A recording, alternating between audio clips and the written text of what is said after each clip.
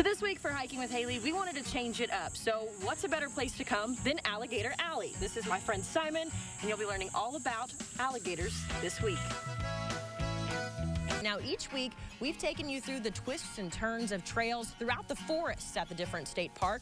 But this week, we're going to do things a little bit differently. We're going underground as we're visiting the Rickwood Caverns State Park.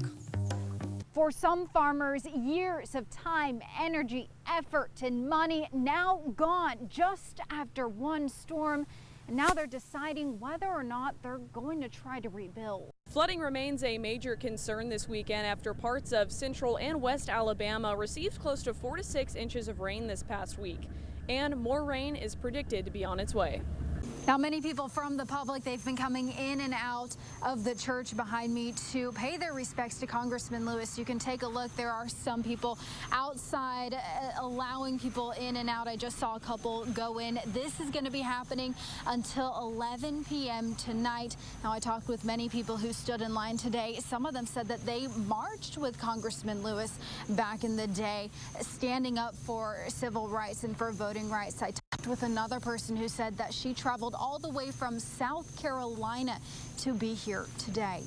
You know, it feels so good outside. It did all weekend long, and it feels good once again this morning that I had to get out of the station and venture on down here to the fountain at the bottom of Dexter Avenue. Of course, that's the fountain behind me, and up that way is the Capitol with a gorgeous, and I mean gorgeous, orange and red sunrise right now. It is very, very nice this morning. A lot of folks out and about running, jogging.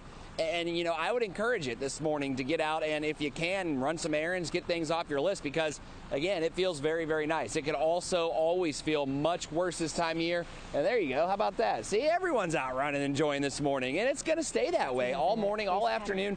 Yeah, we get up to 90. Yeah, the humidity comes up just a tad. WSFA 12 News political reporter Lydia Nussbaum is joining us live right now. Lydia, tell us more.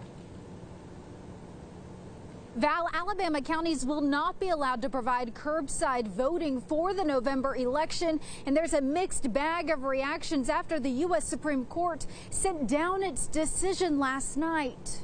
Yeah, good morning, Lee. I found myself here in Tuscaloosa. We were just outside and still are just outside Bryant-Denny Stadium, and here I am next to, of course, the legendary Bear Bryant.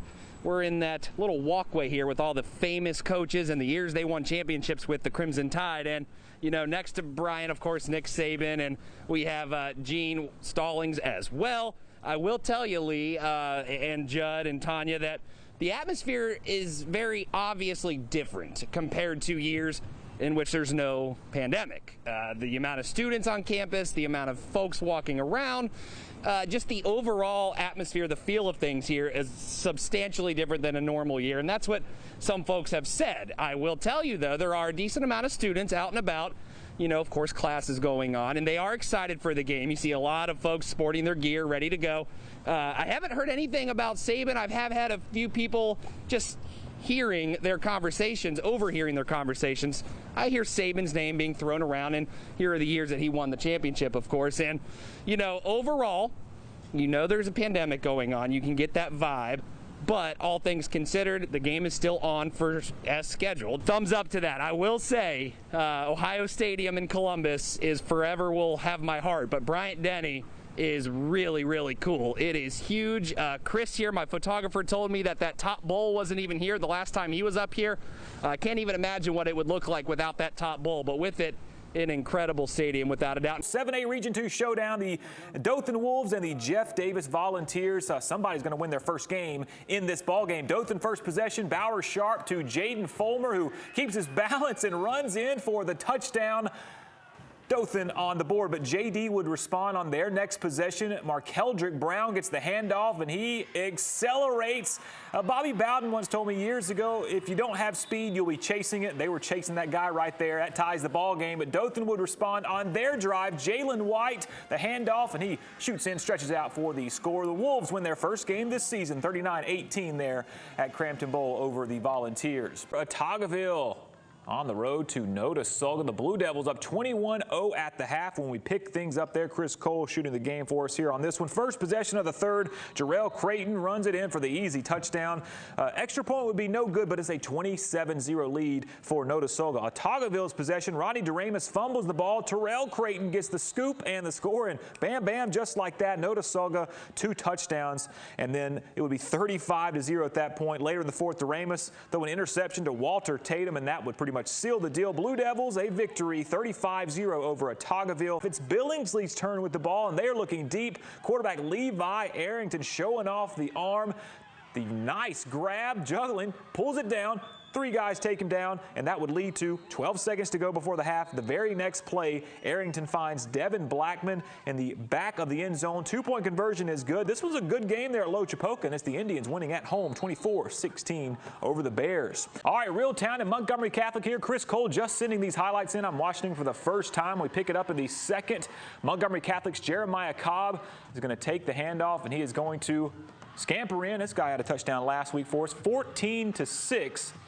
With that touchdown run there for the Montgomery Catholic Knights. So the next possession, it would be Theron Dudley, the linebacker. TJ Dudley would be in the Wildcat formation, calls his own number, and he's going to bulldoze his way in for a touchdown. 21-6 at that point for Montgomery Catholic. Mr. Dudley there has offers from any school, you name it, 21-6 at that point, and you see the score there in the fourth quarter. Plenty of delays there, but Chris Cole working hard as always. Friday Night Football Fever crew, thank you very much for those highlights, Chris. All right, we keep things rolling in Class 5A. Tallahassee Tigers off a bye week at home against Sylacauga. There's the Hot O'Brien, the official stadium of the Fever. This one goes late due to weather. Our photographer, Chris Cole, actually just got on the field, pressed record as this play was happening. Number 70, Christian Twyman for Sylacauga recovers the fumble, and it is a big man touchdown the opposite direction. This one's still in the second half, and it's Sylacauga up 21-14. As I said, we had a lot of delays tonight. Games are still going on. Officers say they got a call to the Garden Home Circle this morning. That's between Narrow Lane Road and Woodley Road.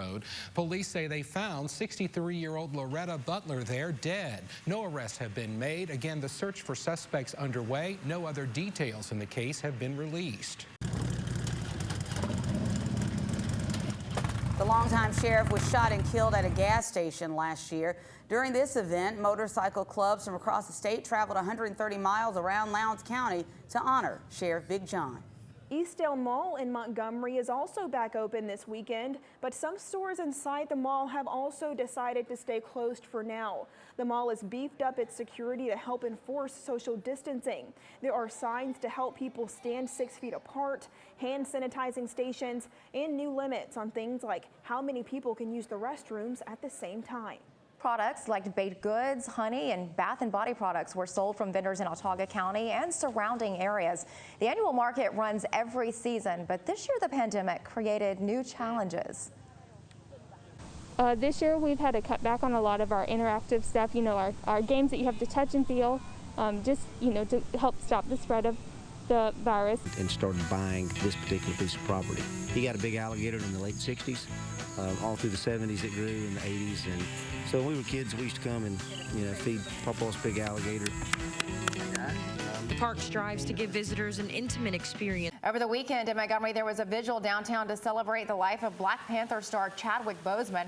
The event included conversations surrounding voting rights, colon cancer, art, even the 2020 census. Organizers say they hope the event provided an opportunity to empower the community. The Alabama National Fair is in full swing right now in Montgomery. The annual fall event looks different this year, but there is still a lot of fun to be had.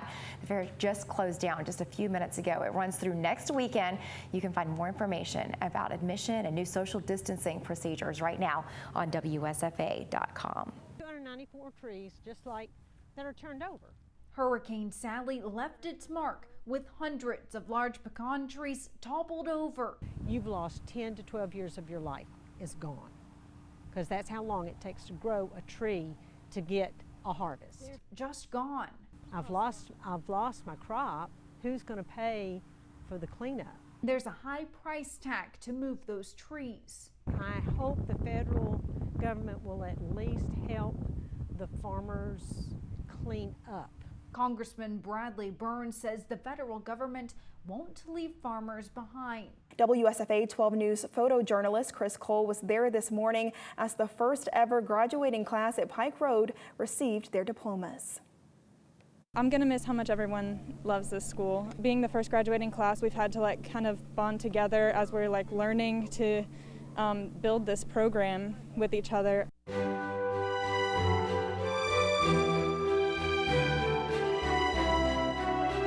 We're so proud of these students, so proud of these teachers and everything. Just can't say enough good things about everything going on here. It's been hard because we've had a lot to think about. We hadn't normally had to think. Normally a crowd comes in, you put them in the stand, they sit where they can sit, but we've had to mark off the bleachers. We've had to put chairs down, that everything's 6 feet apart, so we're respecting social distancing. Everyone's required to wear a mask today, so we're trying to do the best we can to keep everybody healthy, keep everybody safe. Mary Stengel. They could have just said, here, we're going to mail your diploma. It'll arrive in 3 to 5 business days, but the fact that the school system, the mayor, the entirety of the town of Pike Road really stepped up and made this effort to make this happen for this group of kids has just been so remarkable. Trenton Bolt.